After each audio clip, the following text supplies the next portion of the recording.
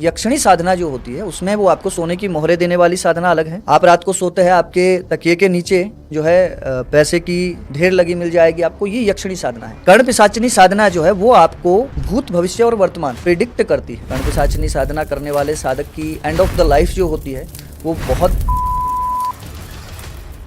ये हम इस आधार पर बोल रहे हैं जितने भी हमने देखे हैं उनकी लाइफ का एंड जो टाइम रहा। पहला क्वेश्चन स्टार्ट करते हैं कि तंत्र क्या है, इसे एक रहस्यमय विज्ञान क्यों कहा जाता है?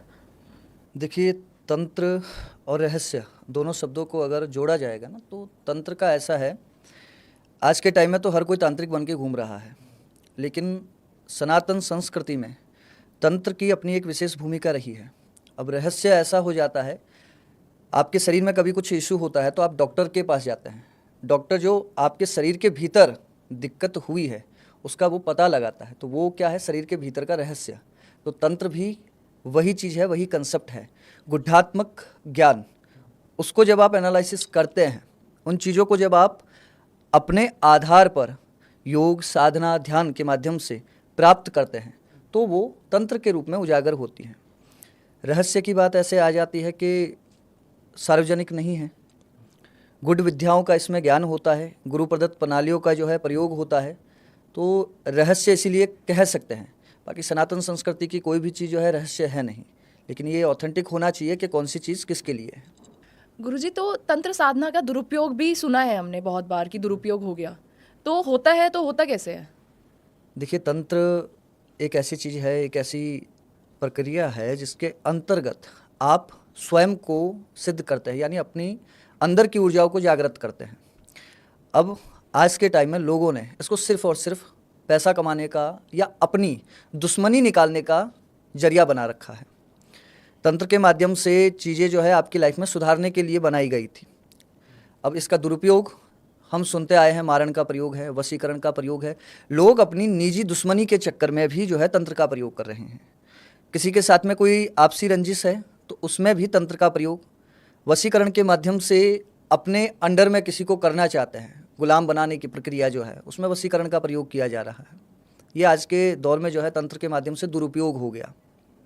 यथा आप किसी को भी पूछेंगे या आपसे भी मैं पूछूं, तंत्र के षटकर्म का सुना होगा, षटकर्म होते हैं, कौन कौन से है? सीधा नाम आता है मारण, मोहन, उच्चाटन, वशीकरण, सम्मोहन। किसी को ये याद नहीं रहा कि तंत्र का पहला कर्म ही शांति कर्म है। 6 में से 6 बना कैसे दिए गए? वशीकरण का ही जो है प्रतिरूप उनके अंदर के अंग होते हैं, जैसे आकर्षण और सम्मोहन। अब 6 नाम पूरे करने के चक्कर में, षटकर्म के चक्कर में उन्हीं को जोड़ दिया जाता है। शांति कर्म तो लुप्त हो गया। तंत्र बना ही इसीलिए था, तंत्र की पहली प्रणाली और क्रिया ही जो है जीवन में आने वाली समस्याओं को शांत करने के लिए बनी थी, लेकिन लोगों ने अपने निजी स्वार्थ के लिए जो है आज की डेट में तंत्र का प्रयोग करना प्रारंभ कर दिया। गुरुजी, तंत्र का जैसा आपने भी बताया कि लोगों ने इसकी नेगेटिव साइड ही देखी है या फिर दिखाई गई है, ये भी कह सकते हैं। इसी वजह से होता भी है कि लोग बहुत ज़्यादा तंत्र के नाम से डर जाते हैं, तो इसका यही रीज़न है कि इसको नेगेटिव चीज़ों में ज़्यादा यूज़ किया जाता है, इसीलिए डर बैठ गया है।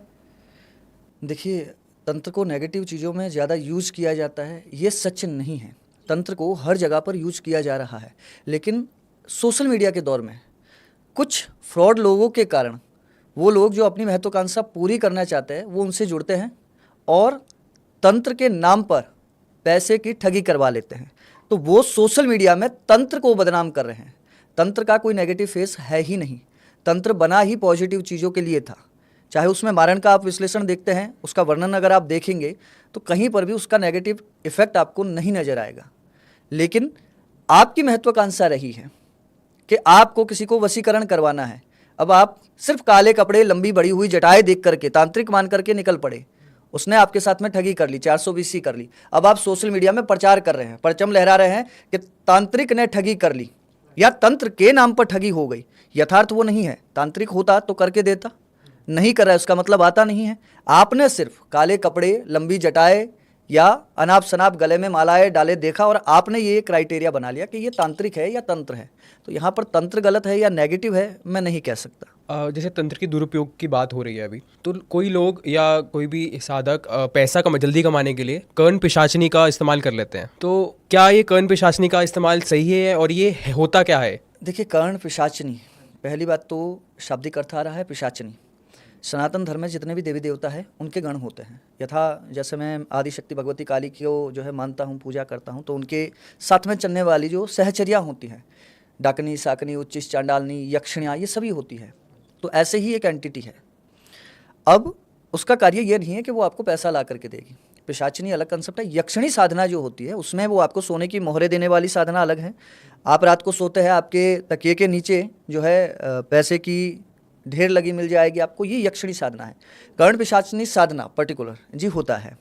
कर्ण पिशाचिनी साधना जो है वो आपको भूत, भविष्य और वर्तमान प्रिडिक्ट करती है। उससे ज़्यादा ये नहीं होगा कि आप हाथ घुमाएंगे कर्ण पिशाचिनी आपको कहीं से कुछ ला करके दे देगी, नहीं ला के देगी।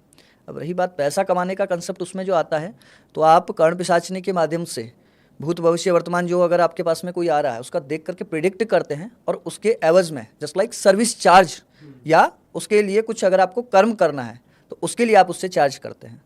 बाकी दूसरी चीज़ जैसे आपने बोली कि क्या ये सही है, देखिए यहाँ पर मैं आपको स्पष्ट कर दूँ कि अगर पिशाचिनी साधना, यक्षिणी साधना इतनी ही उत्तम होती तो हमारे पूर्वजों ने ये की होती और हमें हमारे घर के मंदिरों में या तो उनसे रिलेटेड पुस्तकें मिलती या कोई ना कोई ऐसी जानकारी जरूर मिलती। हमें कभी प्राप्त नहीं हुआ तो हम ये नहीं कह सकते कि ये उचित है।